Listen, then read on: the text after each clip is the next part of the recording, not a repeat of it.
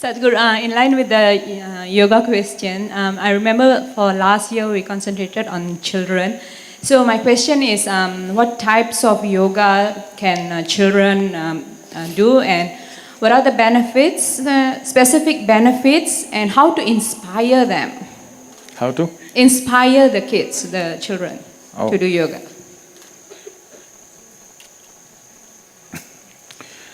Not just last year, even for this yoga day, our focus is on children and on soldiers in the country.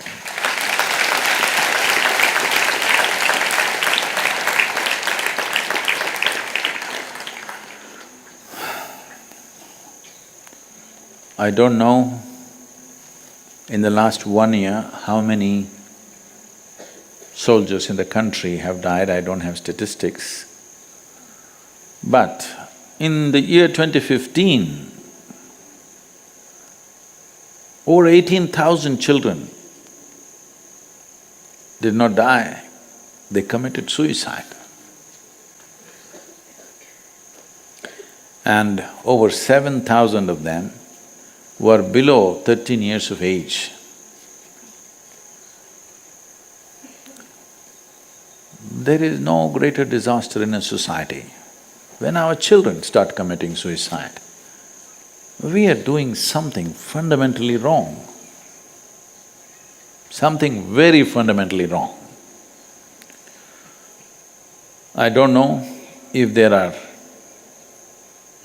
similar statistics in other countries, but there is some statistic. How bad it is may depend from society to society, nation to nation, it may be different. But in all these countries where they are striving from poverty towards affluence, unfortunately this is happening.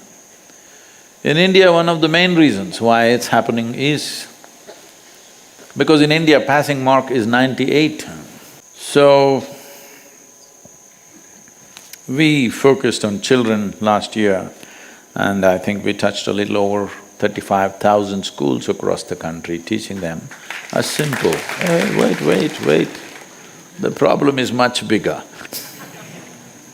35,000 schools in this country is still a drop. We taught them what is called as upa-yoga, which is very easy to transmit. Something that's easy to transmit and easy to practice is important when it comes to children. One thing is the numbers are big, so it must be very simple. If it is complex system of yoga, if it's highly sophisticated system of yoga, the delivery will be minimal, because delivering very complex systems of yoga, which are transformative, but if we do not deliver them properly, it could be very damaging. It can cause much damage.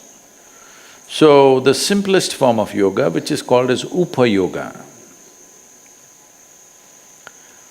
the idea is, one thing is to bring a chemical balance in the child so that,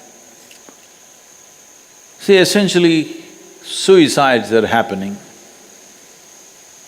because emotional, big waves of emotion happen, and at that moment it feels like it's better to die. Many times, in many people's lives, they might have felt like this, but it passed. You didn't take action. Yes or no? Many moments when something really went wrong and you were emotionally upset, you feel like, I must kill myself. But no action, it passed. That moment passed, after that, of course you want to live. But unfortunately, for some people, their emotions are sloshing so much at that moment, they actually took action. And unfortunately, they are also efficient.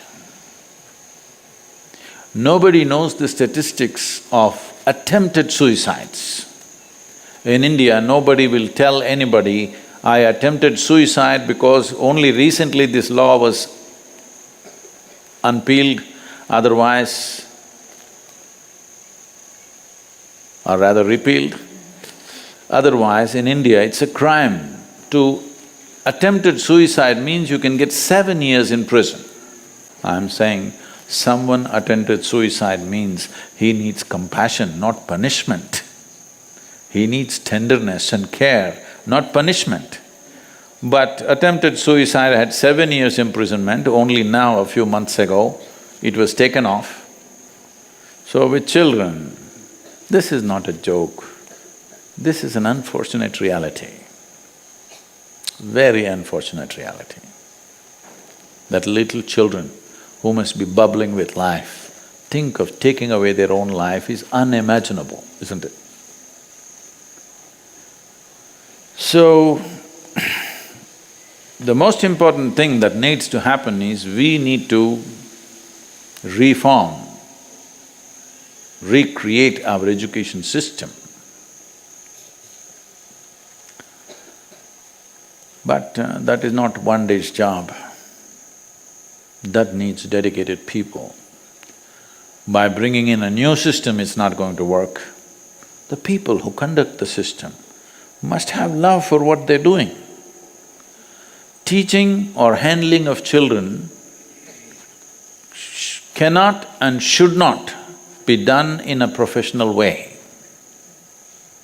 A teacher, a doctor, a guru, a one who transmits spiritual process, they must do what they're doing because of the commitment and dedication and the love that we have for the people around you. It can't be done professionally. But there are millions of teachers. How to get them to that state? That's a long way off. So the simple thing we can do is equip the children to be able to survive the teachers and the system.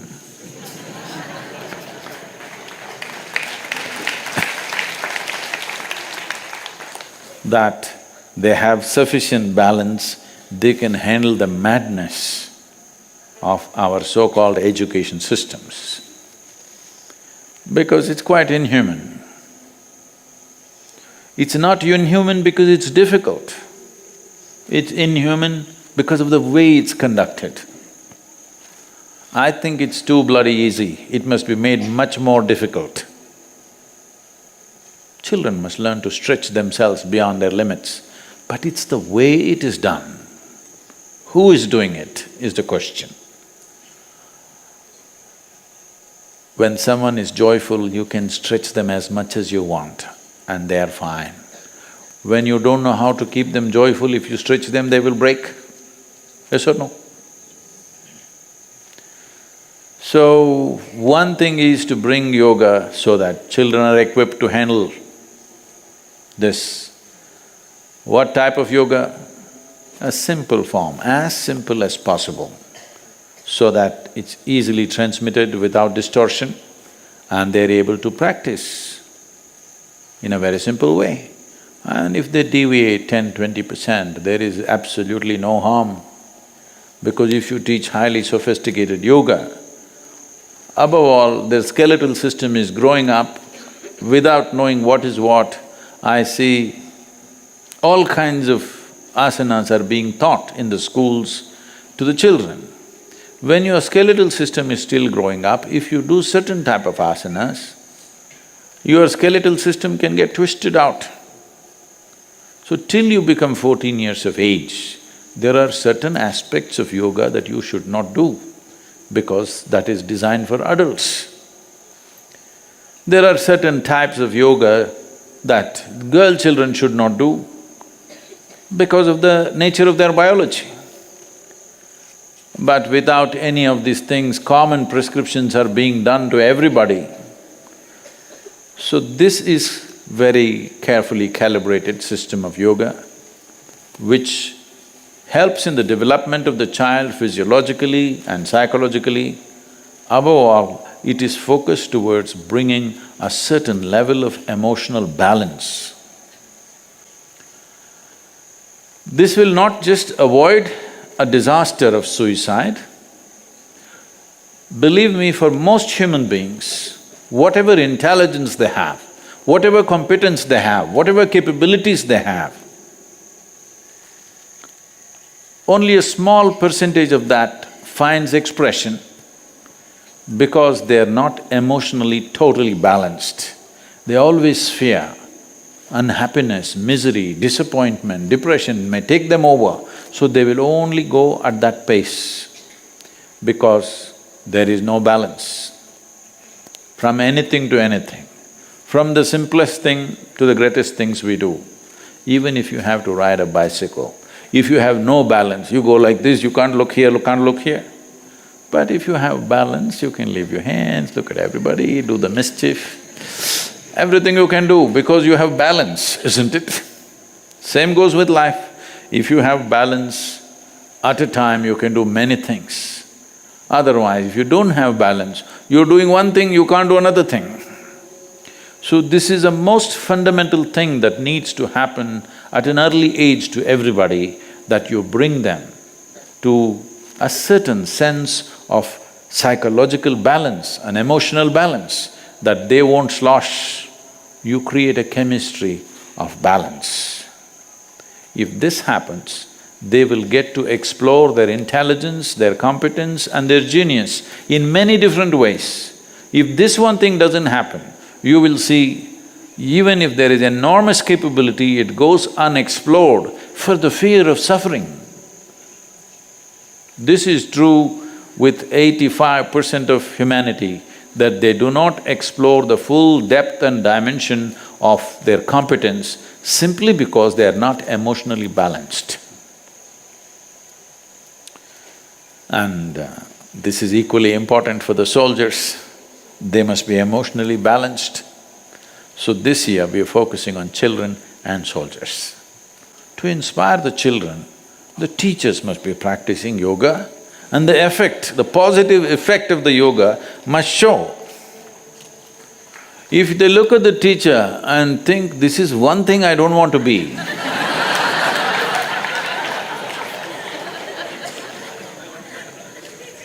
no, that is not called inspiration. I see it is happening both here in Samskriti and also in Isha Home School. A certain number of students every year want to come back to the school after they have finished and they want to work as teachers. This means teachers are inspiring, for sure.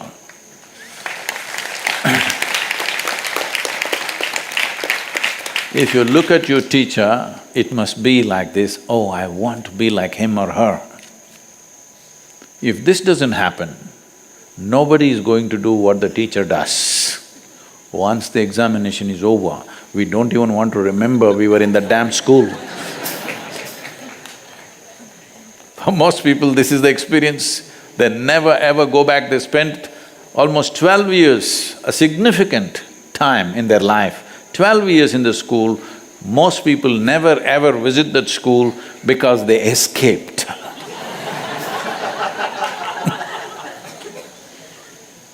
That's not how it should be. This is a place where you grew up. You should always want to go back and see how you can contribute, how you can do something. If it was an inspiration, if it was a torture, you don't want to go back there for sure.